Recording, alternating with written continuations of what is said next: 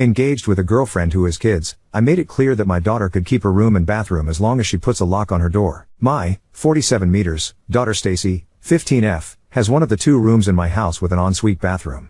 It's a largish room with a nice bay window, obviously very nice. I've recently become engaged to my girlfriend of 3 years, Alice, 33F, and her landlord has recently hiked her rent, so we're planning to have her move in with me. She has some kids. She has 2 daughters, 13F, 10F, and 2 sons, 11M, 9 meters. She is also pregnant, with our daughter due in about 5 months. I've made it absolutely clear to my daughter, as a condition of getting her approval on moving my girlfriend in, that she is allowed to keep her room, and she is also allowed to have a full lock on her door. For what it's worth, I also got my son's, 24 meters, blessing to give away his old room, although that's more of a moot point, as he lives with his own girlfriend now. My daughter plans to go to school locally, and I have told her in no uncertain terms that she's welcome to live at home for the rest of my life, and after that she can inherit the house. I bought the house with her mother and paid it off in large part with her mother's life insurance 10 years ago, so it only seems fair. She says she's alright as long as she has her room and her bathroom and she's allowed to put a lock on her door. She has a toaster oven and a mini fridge in there, so I guess she's pretty well set up. Stacy will be giving up a room that she's currently using as a studio/project space. She does art, videos and voiceovers etc., so even her larger room will become a bit more cramped, and she'll definitely need the extra space she has. There will be a bedroom for Alice's girls, Stacy's old project room, and Alice's boys will be getting my son's old room. I'm going to be putting in a finished nursery/bedroom in the basement for our new daughter. Alice thinks that this is unfair. She thinks it was wrong of me to make the decision without her, and she also thinks that she should move her 2 daughters into Stacy's room, and that Stacy should have to move to the smaller room that they'll be getting. The 2 of them already share a smaller room than the one I'm moving them into as it is, so they are getting an upgrade regardless. Alice thinks that it's not fair for Stacy to have a bathroom all day herself and that there won't be enough bathrooms for everyone else. She also disapproves of Stacy being able to lock everyone out. There were other smaller things she didn't like that I agreed to with Stacy, like the fact that she is to be paid for any babysitting, or the fact that my older car, her mom's old car, is hers when she gets her driver's license. We'll have our own bathroom in the master bedroom, and the house has 3 other bathrooms besides, 1 on each floor, 1 near what will be her girls' room, 1 not far from what will be the boys' room, and 1 little basically be directly next to the new finished room. I told Alice that my deal with Stacy is non-negotiable, set in stone, and that it's literally a condition of her even moving in. Alice is upset that Stacy and I both have spaces completely dedicated to ourselves. I have my office, which I need because I work from home and have projects besides, and there aren't a whole lot of other spaces to put people. I told her she can pretty much do what she wants in the living room, but that it is what it is and there's pretty much nothing to be done about it. A bigger house is not an option unless Alice is going to start making a hell of a lot more money and buy her own bigger house. It's already a pretty big house, and housing is expensive. I told her that she's already getting a break by my only expecting her to contribute 15 or 20% to household bills. If we were doing it proportionately, it would be more like 25 to 30%. We keep separate finances, and we've agreed to a prenup. Alice just seems upset and I won't change the setup even though there's no real way to change it, and she's accused me of treating Stacy like a spoiled little princess and letting her be queen of the house. Frankly, my daughter comes first. She's lived here all her life, and I already know it's going to be a big adjustment having all these other kids move in.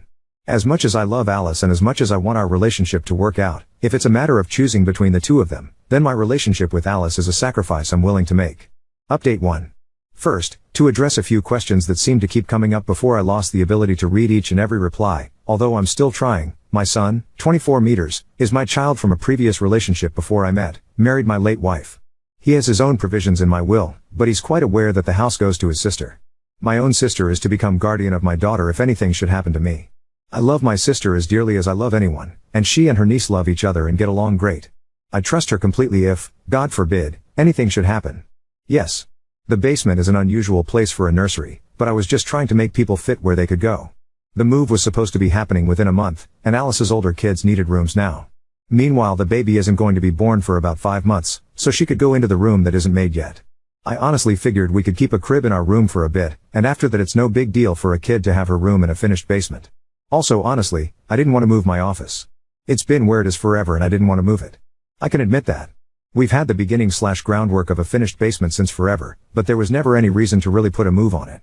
It was a big change to go from having more room than we need with just me and Stacy rattling around in the house to suddenly scrambling for space and to not having enough.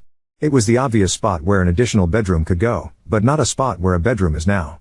Alice and I had talked about marriage and children more or less in the abstract on many occasions, and we both wanted to get married, at some point, if things continued to work out, and I wanted to have more children, although this pregnancy was quite unexpected. It was Alice's pregnancy combined with the rent hike on her place that accelerated the timetable on things. For what it's worth, the rent hike is real. I've seen the paperwork. And I have literally no reason to suspect the baby is not mine. But yes, the only reason why we got engaged so recently is because Alice got pregnant. The only reason why Alice and her kids would be moving in with me so suddenly is because she was likely to need to move somewhere, and I'd obviously like to be responsible for, be near, raise my coming daughter. To me, it made sense for my daughter to live with me. I never wanted to be an absentee/part-time parent or to not have time or share space with my child.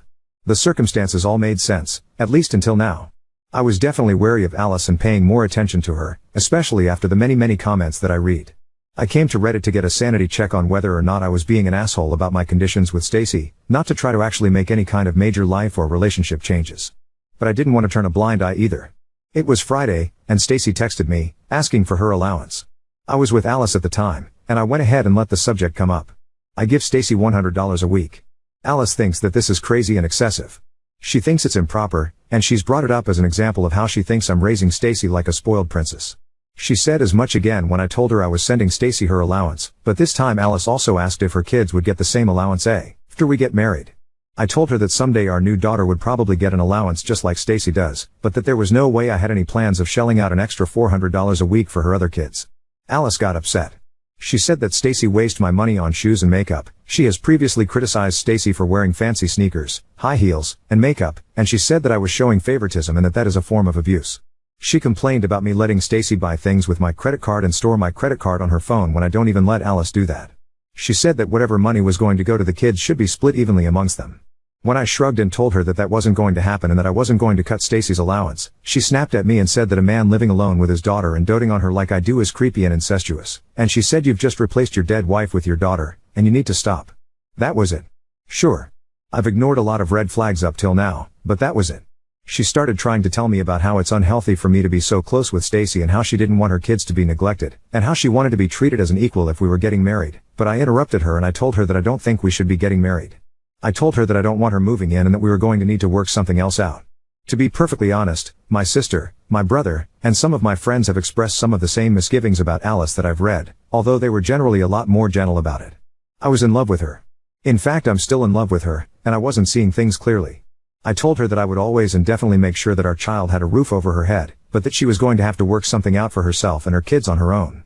Obviously, we had a huge fight. She screamed at me. She called me a heartless bastard. She blamed Stacy for trying to sabotage our relationship. She guilt-tripped me about her cost of living and how I'm in an empty house all by myself. She also guilt-tripped me about the stress on the baby, and I actually do feel bad and worry about that. She eventually broke down crying and told me to leave. In the past 10 years, this was the first relationship with a woman I've had that became serious. I love her, and this hurts. It hurts a hell of a lot. I told Stacy that she didn't have to bother moving her stuff out of the other room, that Alice wasn't coming, and we hugged. She asked if this was her fault, and I told her no. I told her I honestly feel like marrying Alice would have been a mistake even if the two of them could have been best buddies.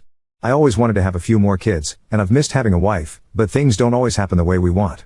So I'm pretty sure my relationship with Alice is effectively over, even if we're going to be raising a child together for the foreseeable future. My new daughter can have my son's old room whenever we work out whatever custody agreement we end up working out. I'm not sorry to be having another kid, even if I really wish the circumstances could be better. The red flags were always there. I guess it's better that I notice them now instead of even later. Now story 2, daughter neglected her sister and used her inheritance for legal fees. Now she wants the rest for college, but I'm torn because of the pain she caused. I have 3 kids, male 24, F18, and F14. My late husband died very unexpectedly 4 years ago due to COVID. He didn't have a will, but we had a life insurance policy that provided a $360,000 death benefit. As his spouse, I received the full amount. I decided to divide the money 4 ways. I would get $120,000, and each of my 3 kids would get $80,000. At the time, my daughters were both minors, so I told them they could access their full amount when they turned 18. However, if they ever wanted to do something pricey, I would allow them to use some of their share. Most of their needs were taken care of by me. My son was over 18, so I gave him his share right away. This arrangement was a verbal agreement, and I intended to follow through with it fully. Recently, however, my middle daughter, we will call her Maya, was arrested in December for child endangerment because she severely neglected her little sister, leading to something awful happening under her care. She had to use some of her $80,000 to pay for lawyer and court fees, which left her with about $65,000. Fast forward to today, and my youngest daughter is still struggling significantly. During her checkups, she scores very low on mental health evaluations and is on a high dosage of antidepressants. She often jokes that if she were to tell us or the doctors how she truly feels, she would be put in a psych ward. Maya no longer lives with us as I felt her presence was doing more harm than good to her sister. She's staying with my parents for now but has been begging me to give her the money I promised after she graduated. I've been hesitant to do so. My sister, who is familiar with the situation, believes Maya doesn't deserve the money and that I should use it to stay home longer with my youngest, who will be alone during the day once I return to work soon. With my youngest declining mental health and school being out, I'm very worried about her. Maya is about to go off to college, and I know most of the money would go toward that. However, I'm still very angry with Maya for the pain she caused her sister. I'm having a hard time making this decision. So, Wibta if I kept her inheritance? Edit, I didn't expect so many comments but I reading through all them, to the ones that are asking what would husband say if he was here. I honestly don't know, that's why I'm conflicted. A part of me want to think he would honestly say, for me to give Maya the money so she go to college, because college was important to him. But also another part of me knows if he heard the details about what happened to Leah he would be way brutal than I am and disown her permanently, so it's hard to make a call on what would he want when I don't know. Update 1. So I talked to Leah further about what the psych said to her make her uncomfortable. She told me when I left they made her sit down with him one-on-one. To basically debrief why she was there and what's causing her to have these thoughts, and she opened up to him and told her about the rape. However, he asked her if this was her only sexual experience and she told him yes. But he kept questioning her like he didn't believe it was her only experience and saying to her that he won't tell me if it wasn't that she can say it, and she kept having tell him no, that was her only experience. Then he asked about her sexuality, if she's still attracted to men, and she just told him that she doesn't think about relationships right now. She just said that she felt weird about him asking a lot of questions about her sex life, when it was just those two alone in a room with the door closed. I'm not gonna accuse the psych of being a creep, because maybe he was simply doing his job, but I feel like he should have known to have a female staff ask her those questions. Or just have a woman present. He had have seen her chart before he seen her. Update 2. The inpatient facility was not for her whatsoever. I read the reviews on this place and it had really horrible reviews. I learned from my coworker, he told me that clinics like that only exist to break down children into not having mental health issues and to act normal. Leah said she didn't shower and barely slept her entire time there. She didn't shower because someone would needed to monitor her, and she couldn't sleep because it's apparently not allowed to sleep with a blanket over her face, and they had cameras in her room with an intercom to wake her every time she did put a blanket over her face. However, she did say that she learned her situation can be much worse after hearing some of the other kids' stories. She told me she's grateful for me. Yes, I did cry. I will be letting her speak at the sentencing. I didn't realize she didn't have to speak in front of everyone and that there's a lot of other options. She's into the idea of a voice memo currently so she won't get triggered seeing her rapist staring at her. Maya randomly came to the house unannounced to drop off flowers for Leah. Leah told her she attempted, and I didn't talk to her the entire visit. When she left I told Leah Maya isn't allowed here and I'm really mad at her and I would like it if she limited her contact with her. She thinks I'm trying to put her in the middle.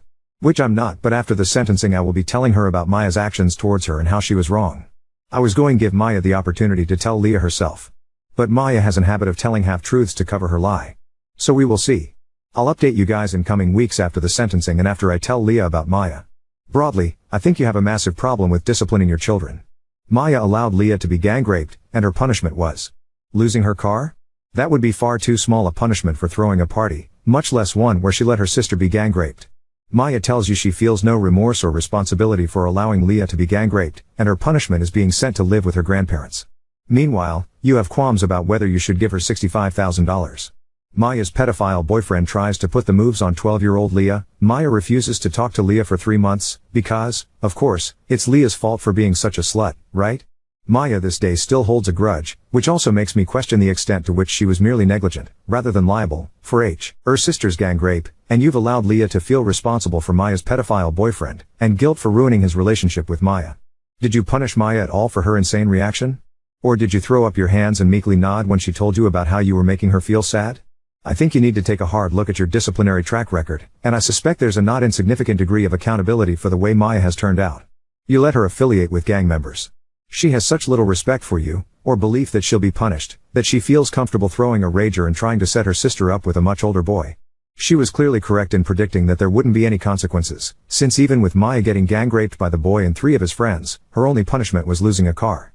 It might be too late for Maya, but it isn't too late for you to protect Leah from her, and to make it absolutely clear how unacceptable Maya's behavior has been. To this point, you've been tacitly endorsing it, so of course Leah feels conflicted. Her moral guide, you, seems to be blind. There was a lot happening the day of the incident. Leah was in the hospital and initially refused to tell the authorities what happened, only briefly mentioning who did this to her in the ambulance. It took 3 hours for her to give her statement and close to 5 hours to agree to undergo a rape kit. I was there when Leah gave her statement, and she barely mentioned her sister. Meanwhile, my whole house turned into an active crime scene, so I was dealing with that while being at the hospital with Leah. Maya was also being interrogated this entire time, and when I got the call from her, she told me they had arrested her and charged her with child endangerment because she threw a party while babysitting. It made sense to me at the time. I wasn't thinking properly, as a lot was going on and my emotions were all over the place. I did help her, and I do regret it. I didn't know the extent of her actions until the cop who interrogated her told me what made him arrest her was because she left the house. He might have let it go if she had cooperated during the interrogation. She wasn't giving many names of the guests who were there and forgot a lot of details. When I confronted Maya about her lying, she was crying and told me how bad she felt. She said they were confusing her during the interrogation and that she wasn't fully sober. She was crying while telling me this and insisted she didn't intend for anything bad to happen to Leah. She just figured Leah was asleep when she left and wouldn't need anything. Again, my mind never went to Maya having anything to do with this because she was there for Leah for most of the time, up until after her own hearing when she found out that she wouldn't be serving any jail time. That's when I noticed her energy switched, which led to my first post. Regarding the situation with Maya's ex, Maya was mad at Leah because I did leave out a detail in the post that I didn't find relevant at the time, as her ex is the only culprit to me.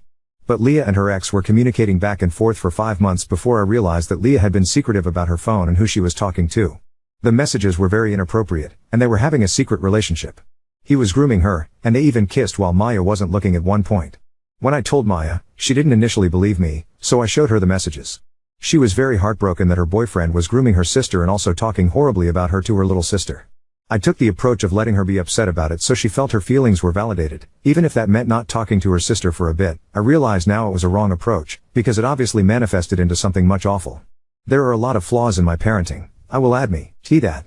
There are many things I did that I really wish I could take back or handle differently. My husband was more of the disciplinarian between the two of us, and since he died, I've been trying to find my backbone. To put it quite simply, the only defense I have is that I'm just a mom who is thinking with emotions in these moments and not logic. What is the brother's reaction to all of this? I would ask him to come and stay with you guys for a bit if at all possible, if for nothing else than an extra pair of eyes on Leah. If she is comfortable with this, of course. He knows about what happened with Leah and has been very supportive and helpful. Him and my Dill always pick up Leah to get her out of the house. They both work so they do what they could.